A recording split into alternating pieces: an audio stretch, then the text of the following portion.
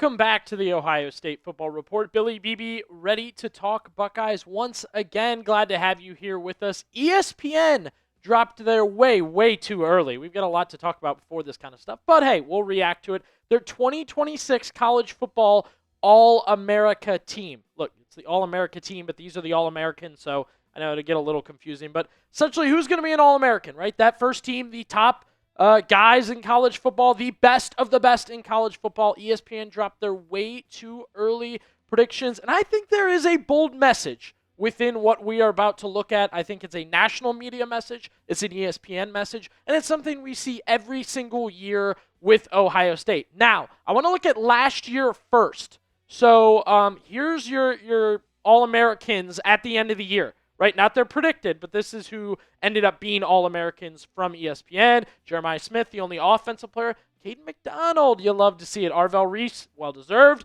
And Caleb Downs. I also predicted 4 All-Americans in the preseason. However, I got Jeremiah Smith and Caleb Downs right. I thought Max Clare and Sonny Styles would be All-Americans. ESPN goes with these guys. Again, well-deserved, not overly crazy. But important to note, last season they predicted 3.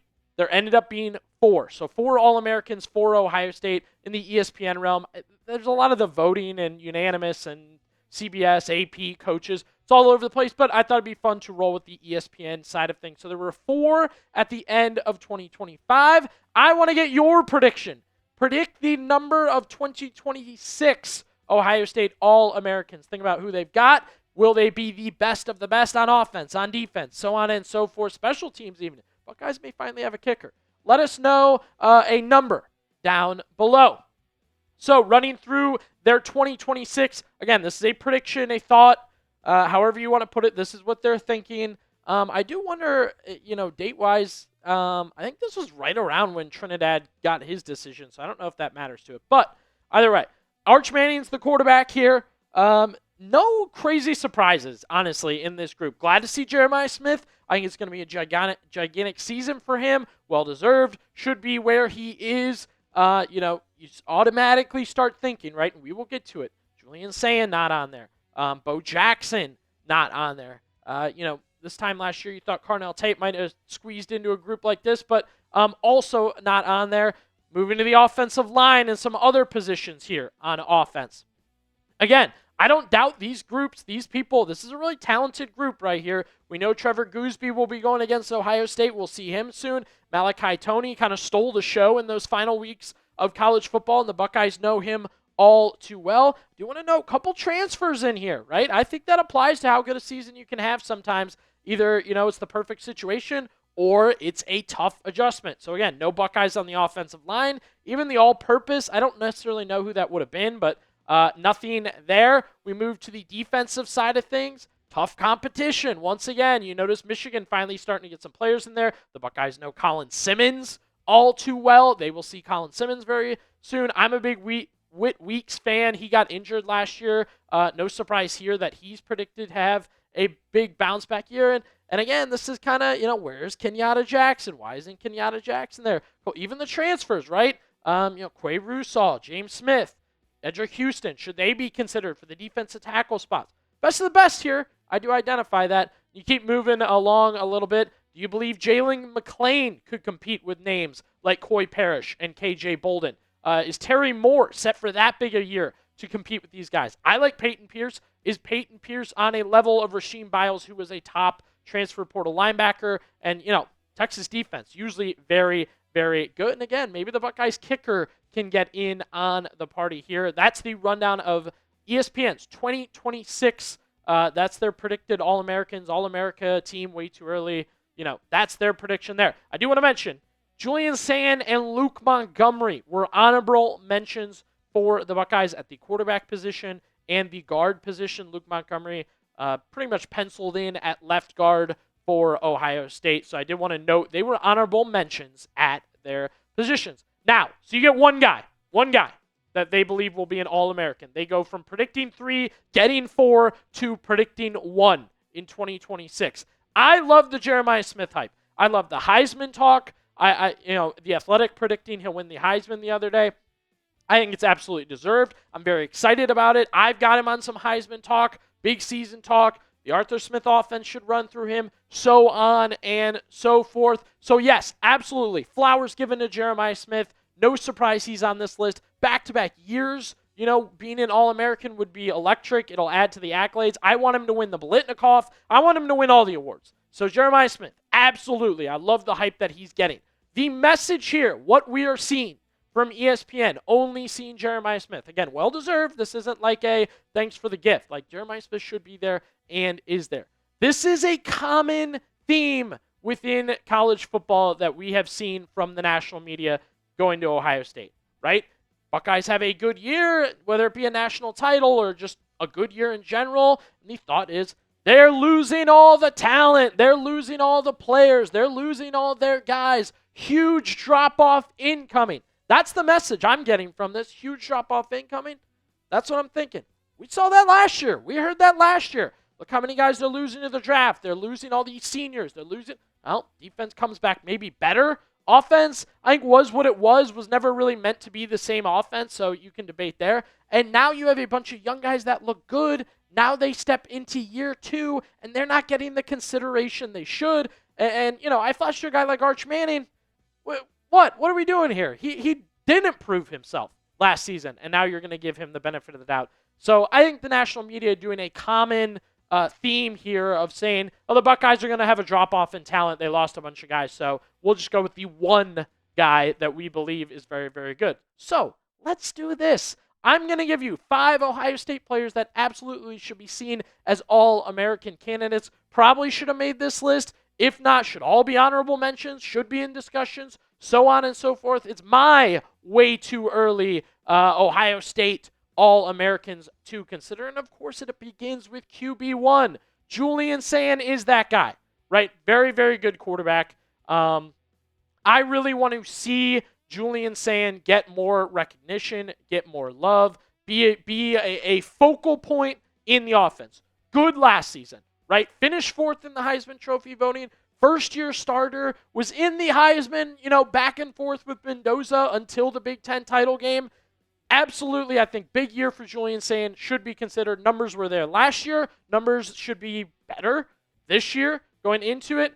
I will note it is a very competitive quarterback group going into this season. Look, I wasn't trying to bash Arch too much. I think Arch is a good quarterback. Trinidad Chambliss returns. You get Dante Moore, Jaden Maiava. Yeah, really, we're just talking Big Ten mainly there. There's a lot of good quarterbacks in college football. And, Sam Levitt, I missed a couple. There's good quarterbacks in college football. Last season, we had a step back from the quarterbacks in college football. The ones we thought were going to have big years, shout out Drew Aller, unfortunately, he did not. Names like that did not come to the front. Names that we didn't expect, Sam Levitt, Fernando Mendoza, Trevor Sorsby, they came to the focal front. Now, how can Sayin get in on this conversation, be a part of this conversation, however you want to put it? The schedule. That's how Julian Sayin can differentiate himself from all these other quarterbacks that I just listed. The Buckeyes have the hardest schedule in college football. It is now coming to light, right? We said it, and then now all the other outlets are like, yeah, the numbers are correct. This is the hardest schedule in college football. At Texas week 2, at Indiana, going against USC, Oregon, Michigan, you are going at it with some very good teams on the road, at home. Even if Sayin comes away with 2 losses in this group, 1 loss in this group, should show you something about who he is, what he's kind of going to go at with these teams in this schedule. So that's how I think Julian Sayin should be and can be considered an All-American, Heisman Trophy, all of that next season if he can roll through that schedule. Let's bring the energy up for a second. I got something really exciting to let you guys know about. Merch drop. That's right. This bad boy just dropped the Columbus Drinking Team shirts. Yep. Be ready for St. Patrick's Day. Have the coolest shirt at St. Patrick's Day. Chatsports.com/OSU Green. Big thing here. If you're like me, you see something cool and you think, I'll decide on it later. St. Patrick's Day coming in real hot. Make sure you get it now. Chatsports.com/OSU Green. You got the green shirt. You got the black shirt. Cool logo. Get them for yourself. Get them for your friends. If you're going out as a group, get a group of shirts, right? Get multiple. Chatsports.com/OSU Green. Make sure you are ready to go for St. Patrick's Day. All right, our boy Bo. We believe in Bo. Absolutely, Bo Jackson can be considered for an All-American, should be looking at an All-American season. And I think he's another great example of good in year one, should be better in year two, right? That's the kind of the thought behind a guy like Bo Jackson. We broke it down. Second team All Big Ten was very, very good. And again, from the get-go, he wasn't even like the guy. He was just, one of the running backs they may consider. Now, not heading into next year, he's the guy. Outside of injury, and I guess you could say this for Julian Sayin also, why would year two be worse? What scenario is there where it's like Bo Jackson's getting less carries? They're less confident in Bo Jackson. They're looking at other running backs. No, this is Bo's big year. Bo had a good year one, should be a great year two. It's the exact same energy as Julian Sayin, and I say the same thing about Arthur Smith. I think Arthur Smith is really going to pop with these guys. I think he's going to make the most of Julian Sayin and Bo Jackson. Offense is built for guys like that. I've talked about the three-headed monster, the big three for Ohio State. Jackson, Sayin, Smith, on offense especially. Now, I do need to kind of note for you guys, the running back position, this is a tough group that he's going to have to deal with, right? The other guys in this group, very good. The two predicted winners or whatever, All-Americans at this position. I think Ole Miss is really just set to run it back, go for it again. And the other key is a guy like Ahmad Hardy, they just give him the rock constantly. That's like the biggest thing, is they pour into guys like Ahmad Hardy and Kewan Lacy when Ohio State can kind of break it up, change it up. Two-back system, right? They've got Isaiah West who can really, really help out. That's going to be the toughest part for Bo Jackson. However, if you believe Bo will be an All-American in 2026, have that type of season, type Y for yes, he will. Type N for no, it's just too tough to get. Doesn't mean you're hating on Bo. Just, hey, we're talking about the cream of the crop, the best of the best here. Sometimes it's not your year. Type Y for yes, he'll be an All-American. Type N for no. All right, more Kenyatta Jackson love. If you guys were with us when we broke down the defense for Ohio State, call it bold if you want. I believe going into next season, Kenyatta Jackson is the best defensive player on the Ohio State Buckeyes. That's right. He's your best defensive player. Maybe that says how good they'll be. Maybe it says, how much of a step back. Maybe that's why ESPN's doing what they're doing. I love Kenyatta. I think he's very good, and I once again think, this is one of those scenarios where he came back to school to maximize his draft stock, make a little bit of money, and have a really good season. And that's what I'm hoping to see from him. His debate, All-American-wise, talking about being on this list, think about it. Ohio State's a brand. They are the best in college football. They are nationally recognized. They are on TV everywhere. If you are the best player on Ohio State's defense, you're going to be in the All-American conversation. That's what's going to happen for Kenyatta Jackson. He's the best player on Ohio State's defense, he will be in that conversation. I look at a guy like Colin Simmons who's on that list. Well, he started well, had the hype, looked good, kind of tailed off as the season went on. I heard less and less about Colin Simmons.